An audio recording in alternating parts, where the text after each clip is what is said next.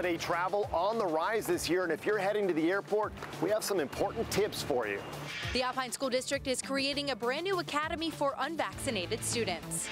Shortages are everywhere, even in the soda aisle. And can a post to your profile stop Facebook from collecting and sharing your data? We verified. And how Ruby Melcher, one of my all-time favorites in the Zevely zone, needs our help. News 8 starts right now. The Thanksgiving travel rush is on, and San Diego International Airport is bracing for its busiest days since the pandemic began. Good evening, and thank you for joining us. I'm Carlo Cicchetto. I'm Marcella Lee. It is recommended that you arrive at least 2 hours early for domestic flights and 3 hours for international flights. And you may want to give yourself even more time than that. As News 8's Steve Price reports, this week's water main breaks downtown could also make it slower going getting to the airport. Thankful to be flying again this holiday season. Passengers coming in and out of our airport say they were prepared for the worst, but so far flying today hasn't been that bad. That said, insiders tell me Wednesday and Sunday they expect this place to be packed. Please have your IDs or passport available, please. Airports across the country bracing for about 2 million passengers a day. The most since the pandemic started, as family and friends are more than ready to spend the Thanksgiving holiday together this year. I wouldn't trade it in for anything. This is one of the best times of the year to be able to get together with family during the holiday season. It's priceless. Dale Webbs flew in from Iowa and had no problems. It was easy. Stephanie Rothman came from Phoenix to see family and had a similar experience. I got to the airport about 2.5 hours early because I was very concerned, and I breezed through traffic, security. It was super simple. If you are flying this holiday season, a few reminders. Know the rules where you're going. Some destinations like Hawaii require proof of vaccination or a negative COVID test to avoid a mandatory quarantine. Stay at least 6 feet away from others and keep your nose and mouth covered. Remember your mask. It is a federal mandate to wear them while on airport property, even outside, and on the airplane as well. Another reminder, Monday's water main break still has some off-ramps in the area closed. The water main break is affecting the traffic from the 163 to the 5 and then on that exit to Hawthorne. So we definitely suggest arriving early and pre-planning, because it is going to have you detour to Sassafras and then Laurel. We didn't see any flight delays Tuesday, and at this point, airlines don't expect any over the holiday weekend. But lines will certainly get longer as we get closer to Thanksgiving and after the holiday, with Sunday expected to be the busiest travel day this year. What do you think Sunday's going to be like? Oh, that I'm terrified for. That's going to be a mess. I have a feeling that will be ugly. At San Diego International Airport, Steve Price, News 8. Thanks, Steve. SDG&E is telling some customers to be ready for power outages over this Thanksgiving holiday weekend. The utility may shut down electricity as a safety measure because of fire danger.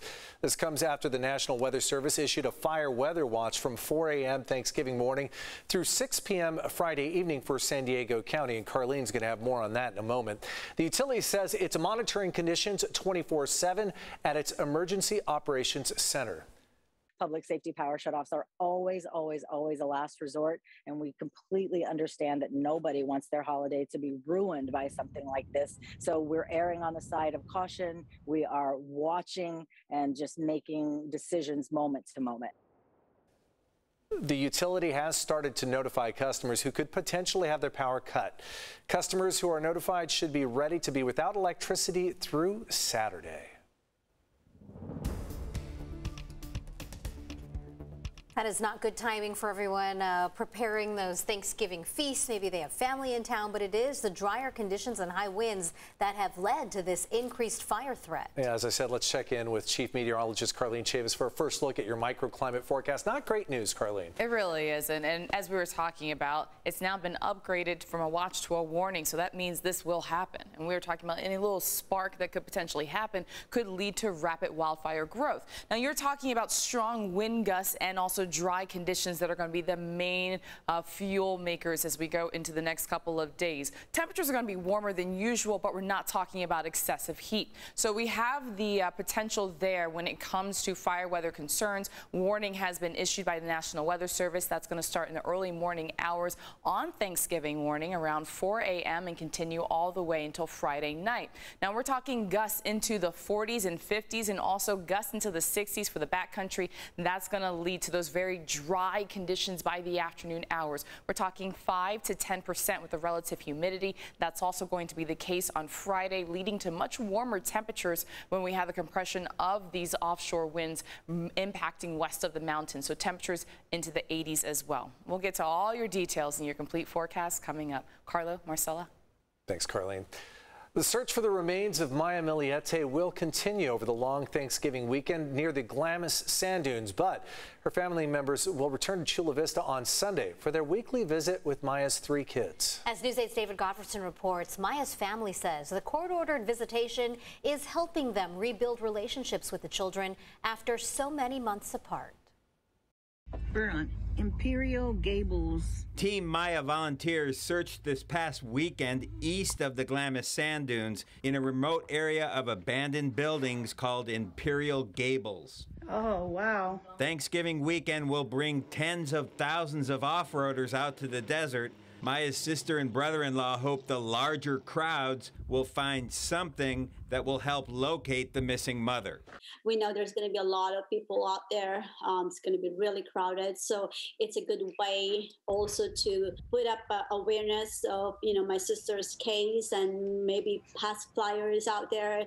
Volunteers have been searching every weekend for the past 10 months. But the search effort will no longer include Sundays, as the family started court-ordered visitation with Maya's 3 children 2 weeks ago. 5 hours every Sunday. We were so happy and to see them again. We are overjoyed to go and pick them up and give them a hug again. And they're 11 and 10 years old, so it's still having a hard time breaking that wall for us. So that's a little bit heartbreaking. We are being patient and understanding of, what's going on. So that's all we could do right now. At least they know that we're here and that they know that we love them and we miss them tremendously. And the cousins miss them. Right. And we're just showing them love and that, there's a big family out here waiting for them to come. Maya's kids are still living with their father's parents while Larry Millete remains in jail, charged with murdering his wife. The search near Glamis continues this Saturday. We're still searching for her, and we still need volunteers. If you want to join the Team Maya volunteer search effort, we've posted a link at CBS8.com. Carla? David, I know a lot of our viewers are going to be happy to see that the family is coming together in some way for these Sunday visits. As for the rest of this, where are they going to be searching for Maya's remains this coming Saturday? Last weekend they searched on the east side of the Glamis sand dunes, and this weekend they're going to be concentrating on the west side of the sand dunes along Highway 78. We know a lot of people just want to see this brought to an end, to have some closure for the family to be able to move forward. David Gottfredson, the very latest. Thanks, David. Investigators are looking into what sparked a fire at a home in Rancho Penasquitos this morning. It was reported around 11:30 at the end of Truman Street, that's off Black Mountain Road. Fire crews quickly arrived and had the fire out within about 15 minutes. Officials believe the fire started up in the attic. And while the home did sustain some damage, fortunately, no one was hurt. The Alpine Union School District is planning to create a new school to provide in-person instruction for unvaccinated students if the state's vaccine mandate takes effect next year. News 8's Dana Marie McNichol has more on this new program and the community's reaction to this new academy just for those who are unvaccinated.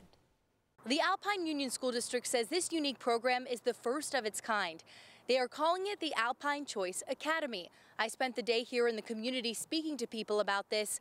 Most say they are surprised about this learning opportunity for unvaccinated students. I think it's a great option for parents that don't want to be mandated by the government to tell them what they're going to put in their child. Dr. Richard Newman, the superintendent of the Alpine Union School District, sent this letter out to parents announcing the Alpine Choice Academy, a program designed to serve students that are not vaccinated. It's a small town, so the parents are very vocal. Dr. Newman says in the letter, after listening and meeting with parents, he developed a plan to ensure his students an in-person learning opportunity if they can't come to campus.